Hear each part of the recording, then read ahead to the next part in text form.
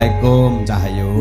Assalamualaikum Sugeng dalu Bapak. Nggih, waalaikumsalam. Dos pundi pawartosipun dangu mboten kepanggih. Sae sehat. Alhamdulillah. Bapak iki alhamdulillah panggah sehat pokoke. Angger jejer karo wong ayu-ayu ngene iki panggah sehat. Nah, nggih. Sampeyan piye? Saiki kelas pira? Kelas 3 SMP, minggah kelas 3 niki. Mas, lha wis tok kaya genter ngono wisan. Lah mila to. Lah dhisik jaman dik nyusul aku pertama kali nyusul wayangane Bapak ke tahun piro kae? Tahun 2019 menawi. Oh, jek kelas piro kae? 3 SD. Lek mboten 18. Oh. Nggih. Kelas 3 SD. Nggih SD, Bapak. Sakmene lho gajian. Nggih tasih alit nggih. Saiki mak iya piye cilik saiki. Rumangsaku lek kowe dhisik ora iso dhuwur lho, Nduk. Mila to, Pak. Heeh, saiki kok iso dhuwur kaya genter ngono ya. Peh masa. Nggih rumiyin jenengan ingkang bimbing kula ngantos sakniki lho Bapak matur mbah nuwun sanget. Sama-sama. Nek aku karo cah wedok ki duwemen, Nduk. Temen terus pundi? Cah wedok cilik ngene iki lho Mas, ora kok cah wedok tuwek-tuwek nggo apa. Wis ora sak dididik do pinter-pinter wisan. Nek cah cilik-cilik model ngene iki ke jaman kelas 3 SD ki wis melu ki wis mulai tak tanamkan jiwa keberanian untuk tampil ke panggung dan nguri-nguri budaya. Leres sangat. Bapakmu apa seniman? Sanes. Oh. Bapakmu pegawai kebudayaan? Sanes, Bapak. Yoga? Sanes. Lah terus bapakmu nyambut gene apa? Sadean ayam. Dodol pitik. Nggih. Layak ambumu kaya telek. Ora ding, ora. Lah ibumu mesti. Mboten. Ibumu penyanyi. Sanes, Bapak. Sinden. Sanes. Penari. Sanes. Pura. Udu ngawur ora. Anu napa?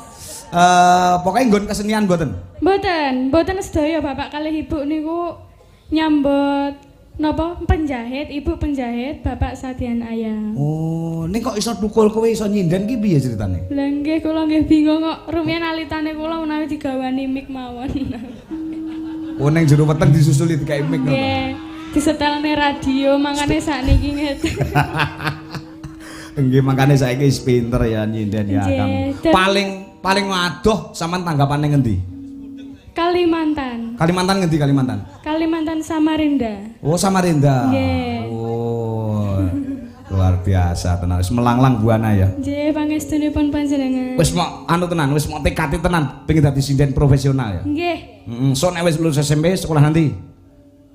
Insya Allah nggih, kula sejatosipun pengen lek mboten SMKI Solo nggih Jogja. Oh ngono. Nggih, tapi nggih dereng sumerep tasik kelas 3. Oh iya, sih perlu dipikir alon-alon lho. Perlu dipikir alon enggak tersusu. Nek aku aja neng SMKI Solo do enek ya, eman-eman kok. Ya wis ora wong ning kono iki gumantung karo kumpulane kok, Nduk. Nek kumpulane kancane becik, kancane apik iki kesane ya dadine ya apik. Heeh, ya gumantung oknum manusianya itu sendiri. Nggih. Dalu menika sowan dateng dalemipun Bapak Mansur nggih. Pak Mansur. Nggih, kalian Ibu Mansur. Nggih. Nah. Pak Mansur nggih, matur nuwun sanget nggih. Monggo minggah mriki napa? Pak. Pak. Pripun? Kula nyuwun Pak. Kali Pak itu kali Pak Mansur nggih, paring dawuh napa monggo. Kelas 2 mboten kepanggih panjenengan lho, Pak. Kangen mboten kalih kula, Pak. Kangen saestu. Pernah napa niku Pak Mansur kalian Lintang niku pernah napa niku? Nggih kados anak kula ki ambak niki. Oh ngaten. Nggih, tapi ndek mau lali Pak Dalang. Pripun? Supe dos pundi? Lali iki dalane. Oh. Arep metu wetan kan enggak iso lewat akeh. Nggih. Padahal mriko wonten prapatan. Wonten tiang Pak niki jalane leres mriki nggih. Ora, ngoten to. Jawabe ora. Lah tibake sing kula tangkleti tiange bisu, Pak. Napa tiange dan ngoten. Oh, ngoten. Oh, alah. Mangane jawabe ora. Nggih ngeten Pak Dalang riyen. Nggih pripun Pak Lurah, Pak. Pun lega dereng nih dalu niki, Pak. Alhamdulillah memang kula Pak Dalang niki memang kula rantos-rantos. Nggih. Niki riyen yoga kula Lintang niki kan tasih alit. Dalang cilik riyen sak ngandhape niken. Nggih. Alhamdulillah sakniki kok wis ketok gedhe prawan. Nggih. Nggih selamat Mbak Lintang Kairo sekarang tambah agak maju lah. Alhamdulillah. Agak tinggi, agak maju Agak juga. tinggi, Sip. nggih. Nggih, terima kasih Bapak. Lah nika adik niki nggih pinter Pak nyanyine. Oh, ngoten. Beh, nggih nggih. tenang. Saestu adike nggih pemondalangane nggih pinter niki. Lah nggih niku lho kula gumun kula niku ngono. Bapake seniman, ibuke seniman, ning putra-putrane kok ning seni tok luar biasa niku lho, Pak. Nggih. Ah nggih luar. Kula nggih kaget. Lah nggih nggih. Ibuke penjahit, Ah, nggih. bapake Sadian ayam. Sadian ayam, tapi anake kok Nggih. seneng karawitan, Seni. satu setoke seneng dalang. Nggih nggih. Saestu Pak Dalang juga adik niki tambah jos. Oh nggih, mengke nggih kula tampil nggih mengke kok mengke. Nggih, kula matur nuwun sanget Siap, sampun ditimbali Balita. mriki. Mbok menawi badhe request lagu napa kalian Nduk Lintang? Request napa nggih lagune? Nggih. Sing sae. Kula tak eling-eling riyen. Lah niki pada waktu kula badhe ngundang Pak Kangko, riyen bolo-bolo niku njaluk lagu Napa? Sawung Jagung. Oh sarung jagung. Lah niku awal mulane kula ngundang jenengan niku Sawung Jagung niku. Oh nggih nggih. Nggih. Jagung siap Nggih. mengke saged. Wis pokoke request niku mawon. Nggih. Mugi-mugi Mbak Lintang ke depannya tambah maju. Pak Amin, Kangko insyaallah. amin ya Allah. Mohon doa restunya Pak Nggih. Kangko. Mengke tahun ngajeng kula ngundang jenengan malih. Kalih Weh sangat ya, Pak. amin. Bersih desa to, Pak? Napa-napa? Mboten nak bersih. Pokoknya desa. wayangan nggih. Pokoknya wayangan. Pokoknya wayangan. Buh, pokoknya wayangan ngoten mawon. Nggih. Siap. Ampun repot-repot dadak ngrogo Mboten isak. ngrego isak niki memang kula siap nih. Oh. Damel yoga kula niki. Oh ngoten. Nggih siap. Repot-repot matur nuwun Ah sanget. ya nggih. Damel Nggih. Lintang. Niki wis kula. Nggih. Nggih, matur nuwun sanget. Nggih matur suwun. Oke sami-sami Pak. Sukses selalu nggih Pak. Sehat Amin. selalu, panjang umur, berkah, Amin. barokah. Amin. Amin. Nggih nggih nggih. Pun Mbah nuwun. Iya. Matur suwun Bapak. Ya, Mbah nuwun. Wis mak piyayi tresno iki ngono ki langsung Lah sak nggih. lung ngene oke. Dadi sing tuwek-tuwek sinden-sinden ki aja meri, mergo wis do tuwek-tuwek. Lek sik bocah ini kan ya lho ngono, heeh. Berarti menika acaranipun apa to, Pak? acarane tasakuran. Tasyakuran. Wonten acara ngluware ujar, wonten acara ngekarke putrane Pak Kepala Desa. Oh, manten wau nggih. Manten. Manten kekalih wau. Heeh, iya iya. Nggih, mugi-mugi tansah pinaringan sakinah mawaddah warahmah. Amin, amin. Samawan nggih, Bapak. Amin. Wah, jan pinter men saiki. Sehat walafiat. Amin, amin. Enggal-enggal diparingi omongan. Tapi Amin. wau sampun. Sampun wong rabine kan nggih men kok, Nduk. Wah, lah Wis nggih. paringi putra. Madhep rono, madhep. Iya, ngalah tak sawang kok pinggir jan kaya triplek, Nduk kowe. Lho, Wis tipis. Tapi kan kula tinggi. ngoten. Tapi dhuwur, ah, ya. Maem sing akeh gen rodok berisi ngono awake. Ora kaya triplek. Heeh, sarung jagung ya, Nak. Saderengipun kula nyuwun caping gunung rumiyin. Oh, capek ngono. Oh, nggih, nggih saged dipun aturaken. Ngagem bawa. Ngagem apa? Nggih. Ya, ya. Saben bengi sakmono ya? Nggih.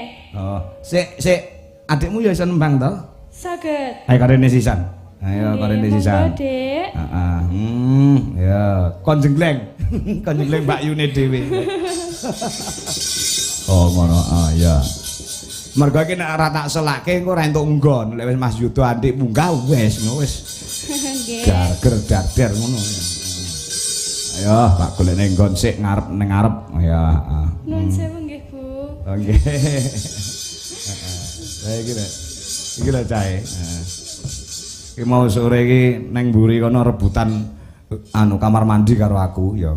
Sinten, Bapak? Ya kuwi adikmu sapa jenenge? Oh, Mirza. Mirza. Aku dhisik. Terus bareng malan. Heeh. Iki alah. Nggih, matur nuwun sanget, Bapak. Wis, yoga-yoga rasah meri. Matur nuwun nun sanget. Heeh, matur nuwun karo Pak Mansur, Mas Mirza. Pak Mansur matur nuwun sanget nggih. Aduh, jan. Sak omah kok rezekine apik-apik bengi iki. Kelas piro ana anu le, Cah Bagus, Mirza? Kelas kawan minggah kelas gangsal. Papat SD? Nggih. Mbika kelas 5? Nggih. Ranking ora? Boten. Mboten entek ranking-rankingan mboten nggih. Sakniki kan ora nek ranking. Nilai ora nek ranking-rankingan udah dadi kemarin. Pelajaran ini komplit. Napa? Pelajaran komplit ya si SD. Bahasa Indonesia, bahasa Jawa. Nggih. Bahasa Jawa enek ra nek sekolahmu? Enten. Hono Caraka. Apal mboten? Mboten. Oh, Hono Caraka dados sewala padha jayanya monggo padha apa mboten apa? Mboten. Oh, diapake sampean. Nggih. Heeh, ya. Saiki arep nembang apa? Cah loro ndang dhisikne. Caping gunung. Caping gunung niku nggih. Oh ya. Sing jendeng anu Mirza. Nggih kersane adik menawi saged. Oh ya, ya. Ya. Ngene iki lho. Anake loro-loro nek tunggalmu lek loro iki temen. Gangsal. 5. Nggih. Masalah. Lah ki mbokmu jane wong apa kucing? Kula Setat cetet. Kula keempat, adik kaping gangsal. Oh, berarti Mbak Yumu ono. Nggih wonten sampun wayah kalih. Wah, wis metu loro. Nggih. Wah, iya jas. Sregep bapakmu berarti. Saben bengi ya. Saben bengi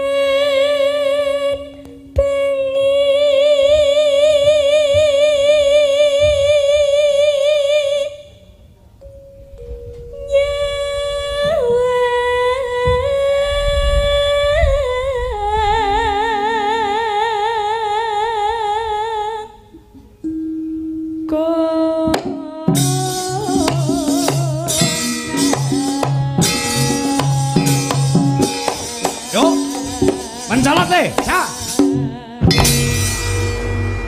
Ngono, sak juta iki yo nganggo mencolot. Ora, sampean jare bapakmu wis belajar dalang. Nek mikir dicekel. Mikir dicekel. Nah, wis belajar dalang sampean. Ya, golek mik sing muni. Nggih, sampun. Sampun. Nggih. Wis iso suluk, Rum? Saged. Suluk apa? Nggih. Odo-odo.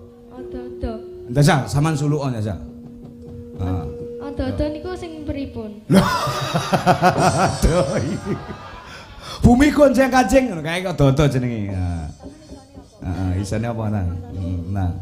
Lek sing suluk hanjrah niku 6. Oh, kuwi jenenge patetan. Kuwi jenenge patetan jugak. Nggih. Jugak ki cendak. Nah, Nggih. termasuk ngene Pak Kangko ki ya jugak, cendak. Nggih. Cendek ngoten. Nggih. Sendon nggih, Pak. Mboten sendon beda. Sanes. Beda anu patetan jugak. Oh, patetan. Lek sendon niku beda neh. Terus pundi? Lek sendon ki enek sing nabuh iki rebabe enggak melu, kuwi sendon. Nek patetan kuwi melu. Ya jajah hanjrah ya, hanjrah ya. Hanjrah. Nggih. Hanjrah ingkang ya. Nggih. Ya, Ciro lu ya. Hanjrah ingkang puspitara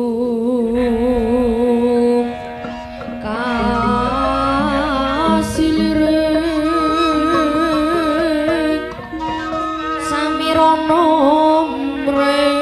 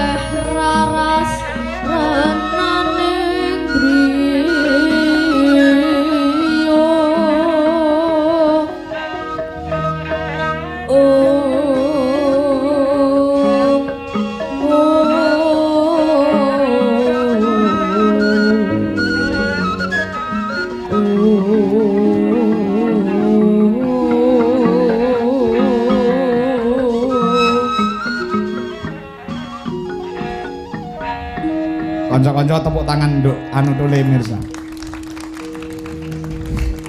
Aku kudu nangis lek ro bocah pinter anake bakul pitik lho, Nduk. Aku ki dalang, anakku ki malah senengane mancing. Iya. Ayo luar biasa. Apik lho suarane tenan. Wis ditukokne wayang sak kotak to sampean? Nggih. Oh, iya jos. Nah, wene wayang Pak Kang boleh. Jukune wayang sitok. Alhamdulillah, matur mbah sanget nggih. Heeh, wis aku lek karo bocah sing seneng wayang. Iki lek. Nyale iki digawa mulih nggo. Nah. Nggih. Wayange Pak Kangko ya. Iki lek dituku karo tengah yuta. Nggih. Nek kanggo kowe gratis. Nggih. Mbah sanget Aduh. nggih. Pangestunipun. Ya. Tak dungane dadak dalang lawaris. Amin. Amin. Kelangan 1,5 juta. Nek ora apa-apa ikhlas aku, menek dijolo. Ikhlas to, saestu. Ikhlas saestu, ikhlas. Tenan aku ikhlas. Matur mbah nun sanget nggih. Iya, jas. Oh, apa-apa, aku ora apa-apa aku. Ya. Dibacaske nembange neh. Yen memajang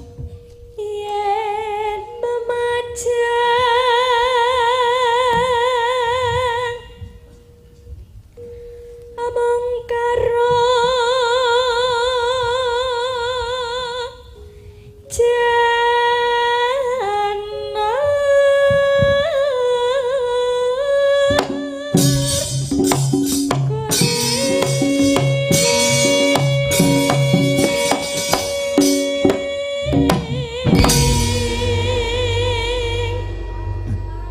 marem tenan. Suarane apik, njogete ya pinter, Mbak Yune ya ngono. Wah, bapake ngrokok neh.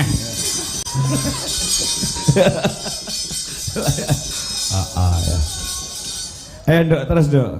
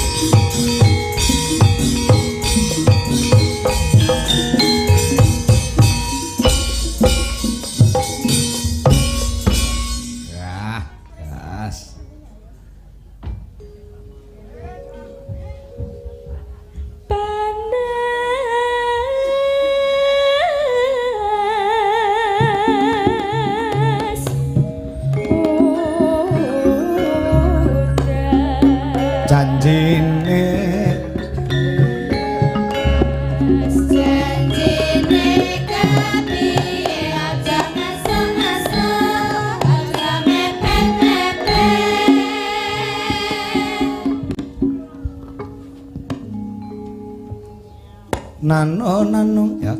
Panas sudah aling-aling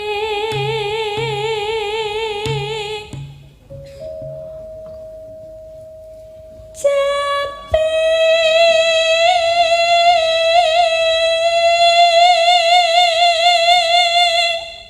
gunung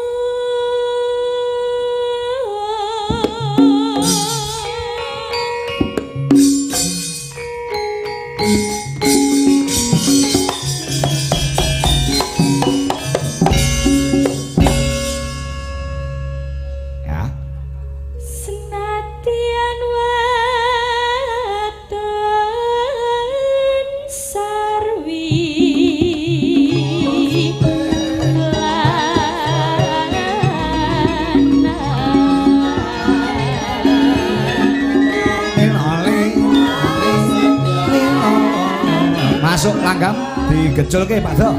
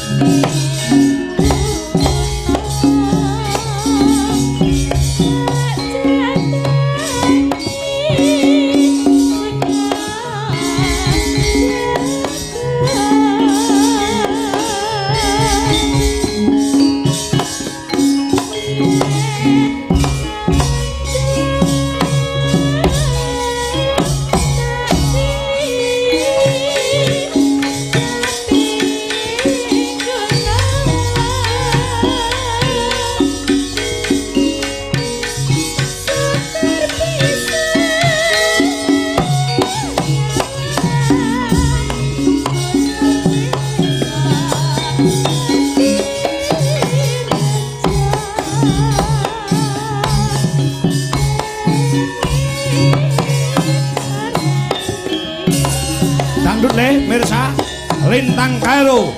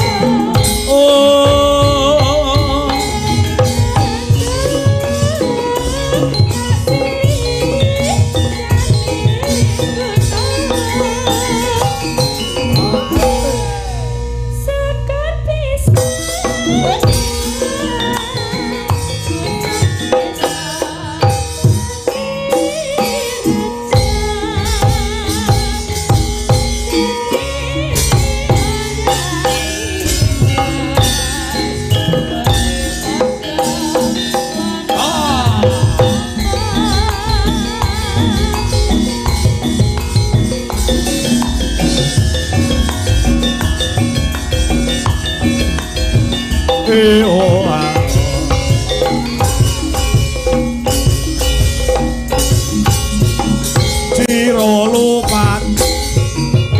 Iki pemilik. Oke.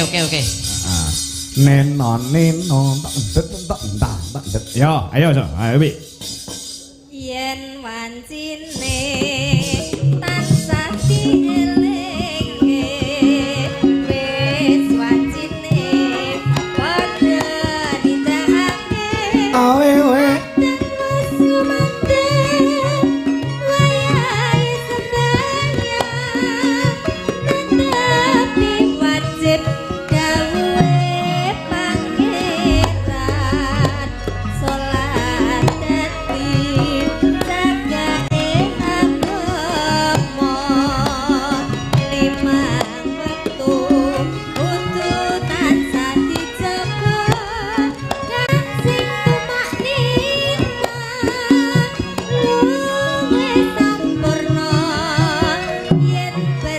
salam kantor Pak Nyoto ingkang wonten Trenggulin Demak Jawi Tengah ya.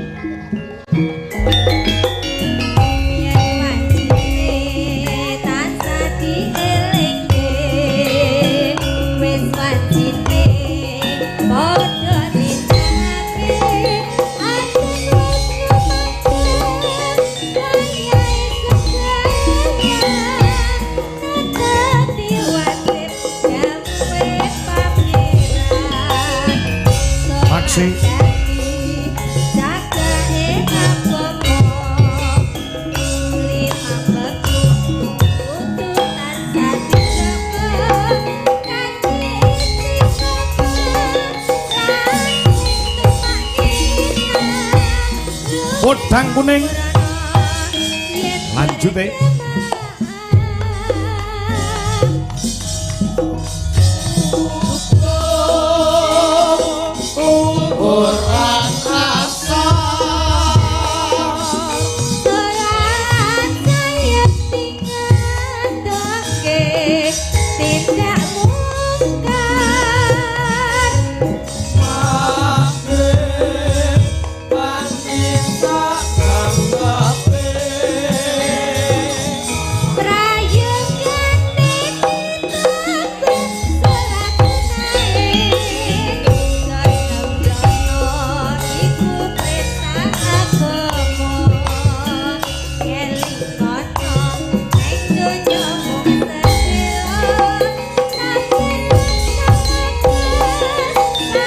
Lintang Kairo melu nyusul Podang kuning ayo jumeneng.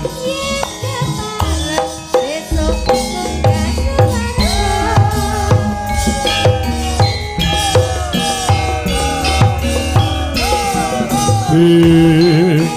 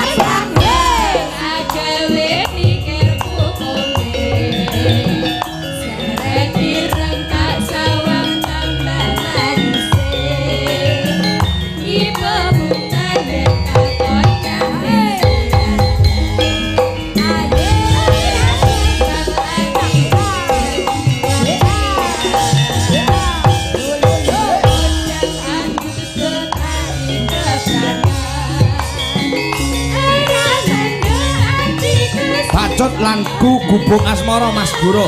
Nah, kali lagi.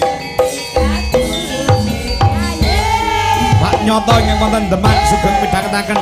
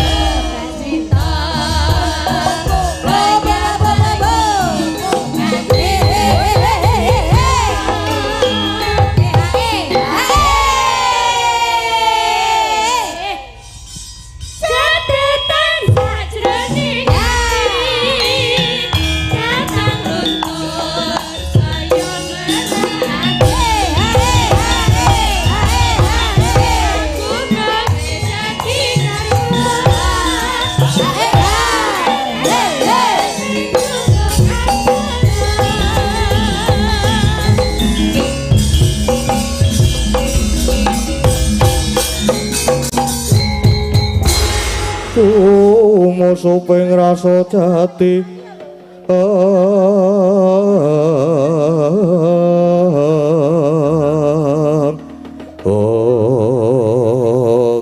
sinegeng ingkang wonten salbeting Datulaya Gentika Capo Prabu Baladewa ngawe dhateng sangyaning Prawadya Bala Sulah nyopating blewer pating bludak tar yayah tirta mlutakan ing daratan.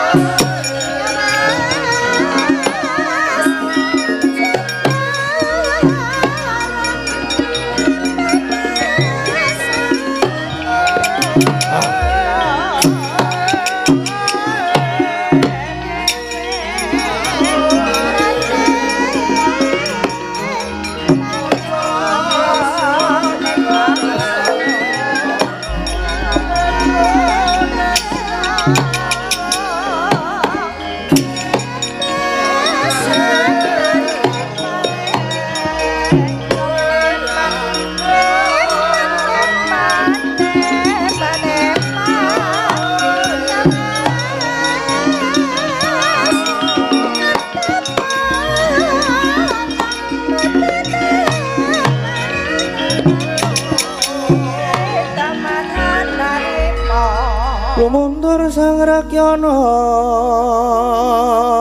patih undang ing Prawadya sawega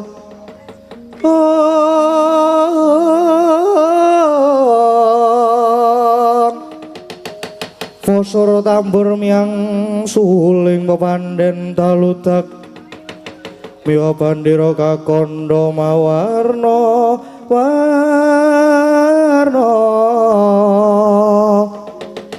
Pindha Colotyana Sri Kawuryan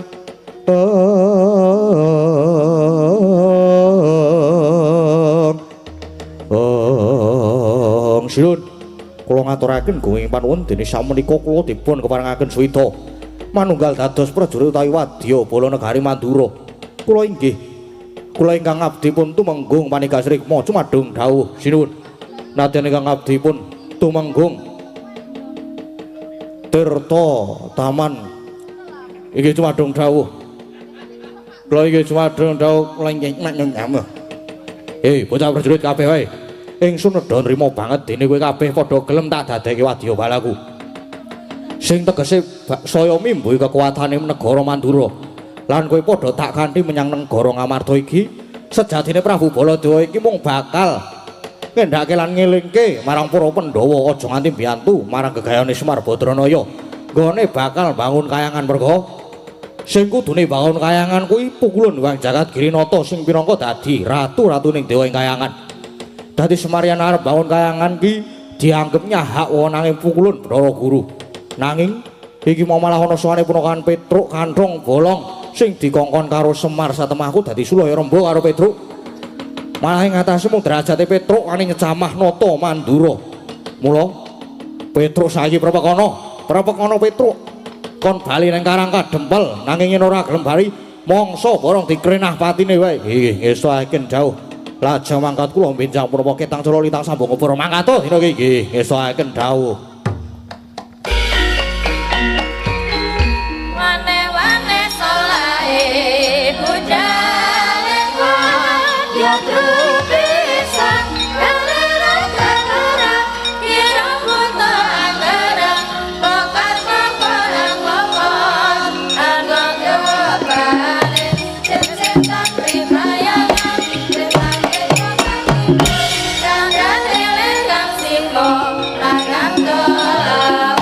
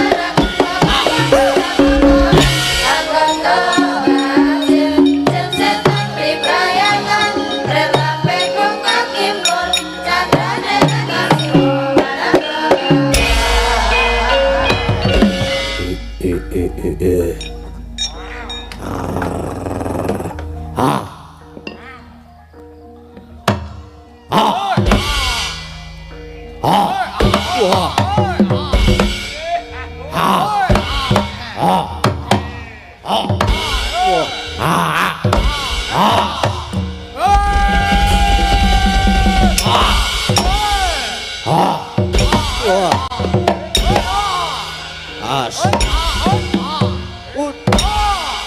Ah.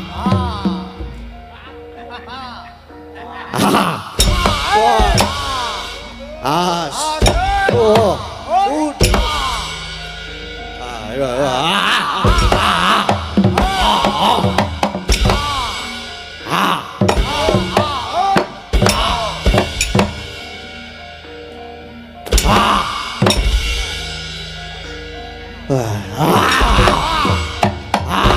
Waduh.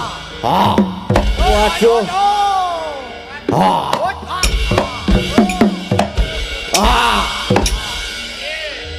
Aduh. Rapopo.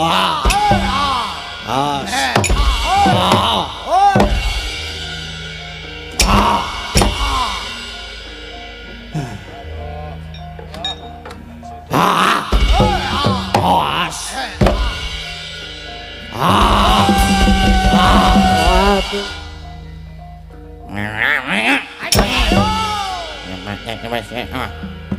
Nhìn ngại nhỏ mà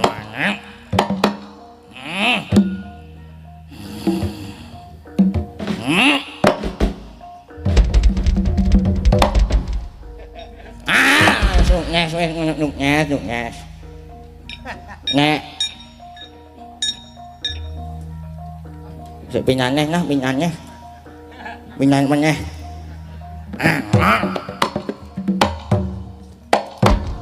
nhỉ cho người nhá anh ở mà nhạc nghe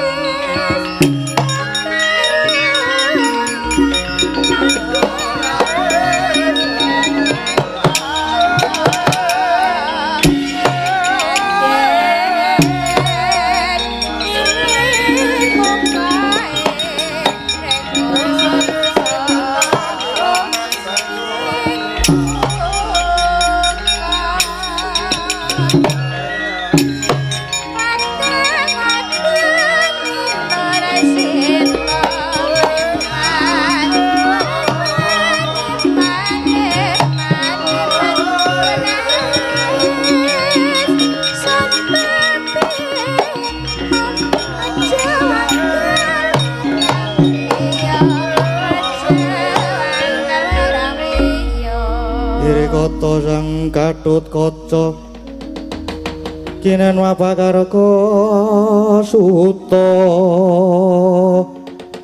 Dagawira Kresna muji sakti nira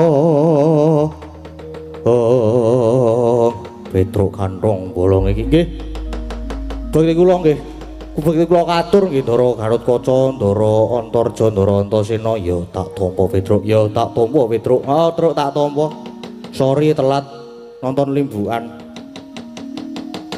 Petruk ana apa jenengan kok dadak takon barang ki niki wae panjenengan mestine nggih pun sami prisa nek kula sowan sinuwun punta wigatine kula dikengen bapak sing ajeng bangun kayangan lah sinuwun punta ndara-ndara Pandhawa diaturi rawuh wonten Karang Kadempel nek niki wau ora wonten rawuh sinuwun Mandura to lah sajae sinuwun Mandura mboten sarujuk nek Kyaine Semar badhe bangun kayangan lah kula padu rame nganti terus tantang-tantangan terus medal Jawi niki nanging sareng kula medal Jawi kok nika sinuwun Mandura malah nggawa wadyabala ning saiki kok prajurite beda nggih beda piye Petruk lah nggih sing empun-empun ki nak sinuwun Baladewa mestine nggawa Patih Pragota nek mboten nggih ngejak putrane Ndara Wisata nek niki sing digawa kok prajurit sabrang aneh to tur sing wis-wis ngoten iki sinuwun Mandura mesti terus ngawe para putra kados Ndara Gatot, Ndara Antarja, Ndara Antasena kok niki ndengaren para putra mboten manunggal kalih mriku iya Petruk Aku ya mung manut karo iku Dimas Antasena. Lho, napa ngoten to Ndara Antasena? Ya Petruk. Aku ya wis nggraita kok Pak De Mandura saiki rada aneh. Tur kae kok sing digawa ketoke dudu prajurit Mandura. Lah nggih. Napa sakniki ngrekrut anyaran terus ganti rombongan? Ayo mbok menawa magic mau lho, Truk. Mbok menawa sulapan terus apa wadyabalane di apa jenenge di apa disulap dadi sabrang-sabrang kaya ngono. Ya ora, Gong. Lah terus niki pripun niku? Nek kula wejane mboten wedi, kula nggih mboten ajri kalian Sunan Mandura wong pathokane kula niku watone kula bener sapa wae tak waneni. Pripun Ndara? Wis saiki ngene aja sumelang. Kowe tak ewangi Truk, wadyabala kae mengko tak tandangane sak sedulur. Neng mengko nek Pak De Mandura maju kowe sing ngadepi. Oh nggih. Ngaten niku nggih, siap-siap monggo mriko Ndara.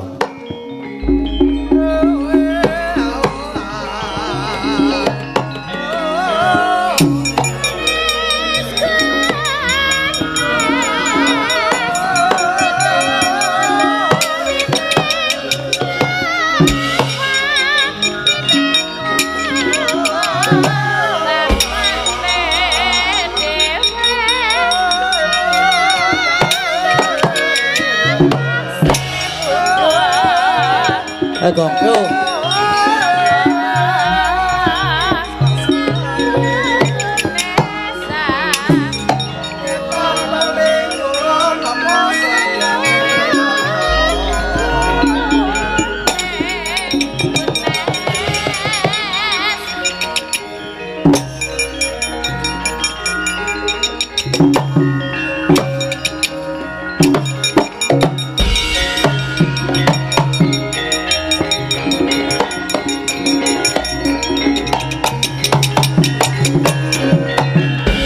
Katriku mulung mangrempak Kurata kureka kiri Dananggono gawe gelar Oh ngalah dalah Aduh sing tak goleki punakawan Petruk Neng sing methuke aku kok beda Kowe sapa? Kowe takon karo aku jenengku Antasena Kowe sapa kowe? Aku prajurit anyaran negara Mandura. Jenengku Tumenggung Manik Pamgatrima. Kowe lah tenan. Pak De Mandura ngrekrut wong anyaran. Antasena. Kowe sumingkira sing jeneng Petruk ndi? Tanggone gatheng sirahe sumingkira. Sumingkir piye? Petruk kae nadyan mengkono nanging kae iki abdi kinasih. Mula nek kowe arep ngrenapatine Petruk ayo adepono Antasena dhisik wah ngemping loro nggih Pati. Wani dening aku, apamu sing tak wedeni babu areng apa? Ora minggat saka ngarep aku tebak dadamu kene marganing patimu ayo. Gak polahmu tak ladeni.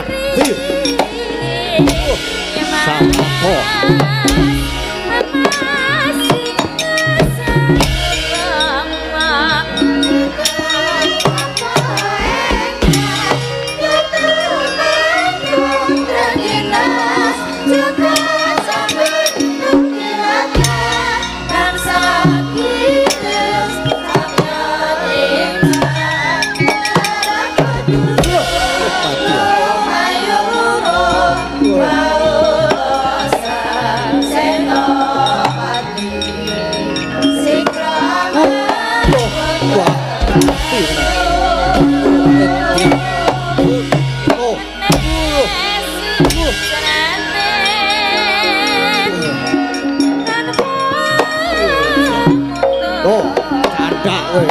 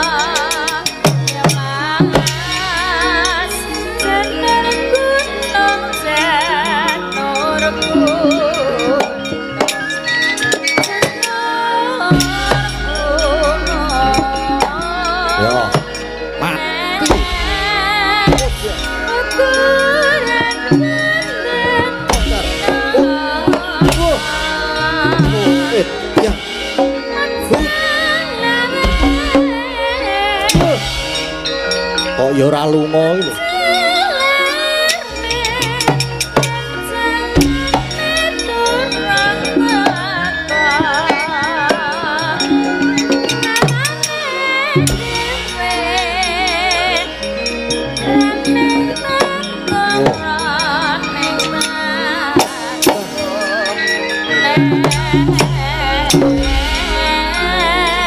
Ayo.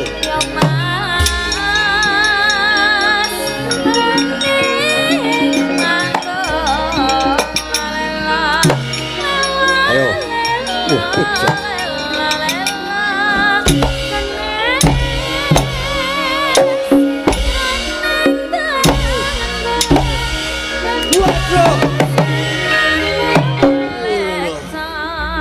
Waduh mati tenan.